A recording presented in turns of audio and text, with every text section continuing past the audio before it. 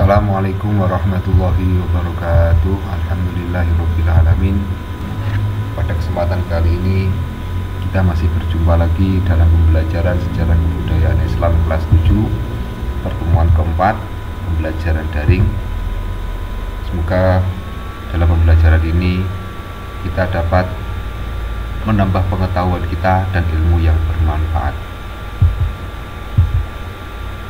Anak-anakku, pada kesempatan kali ini kita masih membahas bab 1, yaitu kearifan Nabi Muhammad SAW mewujudkan kedamaian, dengan subbab misi dakwah Nabi Muhammad SAW di Mekah, dengan bagian subbab tantangan dan rintangan dakwah Nabi Muhammad di Mekah.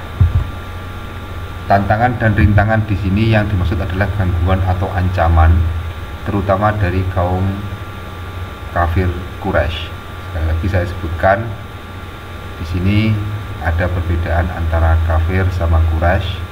Kenapa? Kalau Quraisy itu adalah sebuah suku yang sangat mulia di sana, sedangkan kafir adalah orang yang belum atau tidak memeluk agama Islam. Jadi karena Nabi itu berasal dari suku Quraisy, maka kita sering mendengar kata-kata yaitu kafir Quraisy.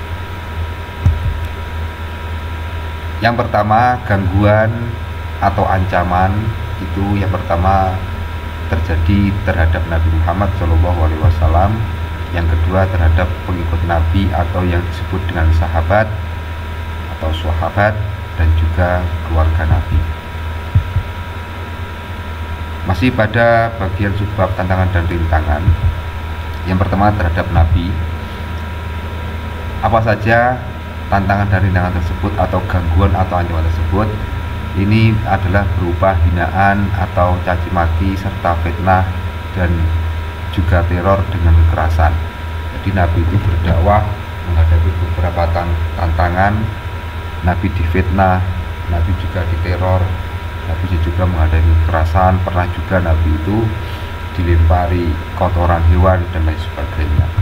Yang kedua, adanya bujukan atau rayuan berupa harta, kedudukan, dan wanita.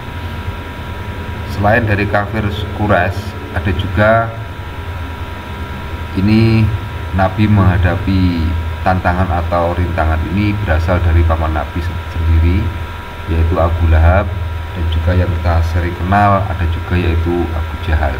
Mereka adalah para pemimpin Quraisy yang terdepan dalam memberikan ancaman terhadap dakwah Nabi Muhammad SAW. Nabi dibujuk dengan harta, diberikan kedudukan, diberikan wanita, dan lain sebagainya. Kemudian yang selanjutnya juga adanya bujukan bertukar sesembahan. Di sini yang dimaksud adalah Nabi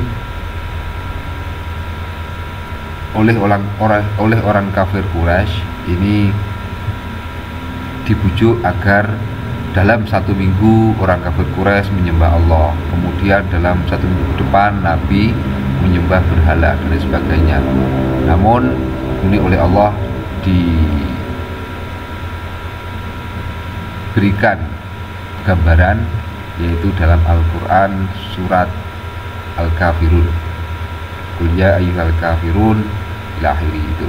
Itu adalah bukti orang kafir Quraisy itu pernah meminta kepada Nabi untuk bertukar sesembahan, menghasut masyarakat Makkah agar masyarakat Makkah itu tidak mengikuti ajaran Nabi Muhammad atau mengajak ajaran Nabi Muhammad yang berupa menyembah Allah. Maka orang kafir tersebut menghasut Nabi Muhammad bahwa Nabi itu termasuk orang yang mengajarkan kesesatan. Kemudian mempengaruhi pemimpin negara tetangga, karena pada saat itu juga terdapat beberapa pemimpin negara tetangga yang secara tidak langsung ikut membantu perkembangan Islam di wilayah Mekah, yaitu adanya banyaknya para sahabat yang berhijrah karena untuk mengurangi beberapa siksaan atau ancaman dari beberapa kafir Quraisy. Yang selanjutnya tantangan dan rintangan terhadap pengikut Nabi ini diberikan kepada para budak dan orang miskin. Karena apa?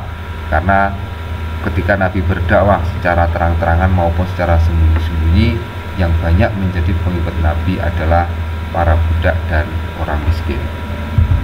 Sebagaimana yang telah kita bahas kemarin, karena sebagian orang kafir Quraisy itu mereka yang berkuasa adalah orang-orang yang kaya dan orang-orang yang kuat. Di para budak dan orang miskin itu banyak sekali yang menjadi pengikut Nabi. Apa saja tantangan dan rintangan terhadap pengikut Nabi? Ini banyak yang diancam dan disiksa. Antara lain adalah Bilal yang pernah dijemur dalam padang pasir dengan ditindih oleh batu besar. Kemudian oleh sahabat Abu Bakar ditebus. Kemudian Bilal menjadi orang yang merdeka. Ada juga terhadap ayah dan ibu Ammar bin Yasir, Zamarah dan lain sebagainya.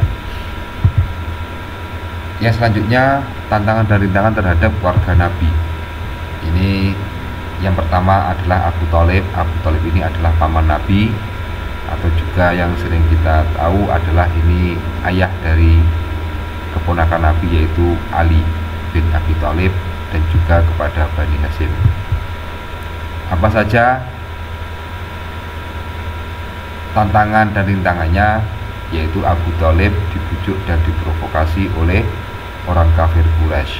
Agar apa? Agar keponakannya itu tidak meneruskan dakwahnya dalam menyebarkan agama Islam. Kemudian terhadap Bani Hashim ini dihasilkan di boikot. Mereka tidak boleh bekerja sama, berdagang, menjenguk ketika sakit dan lain sebagainya. Namun kesemuanya tersebut itu tidak ada yang berhasil.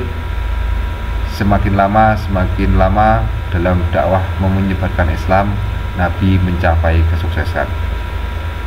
Sekarang kita membahas bagian subbab modal kesuksesan Nabi Muhammad dalam berdakwah. Kenapa Nabi itu sukses dalam berdakwah?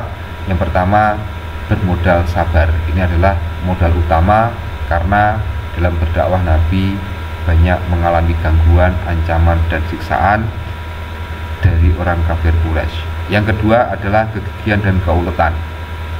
Walaupun Nabi diancam, walaupun Nabi dihina, Nabi tetap dengan pendiriannya, yaitu gigih dan ulet dalam menyebarkan agama Islam. Dan inilah yang patut kita contoh.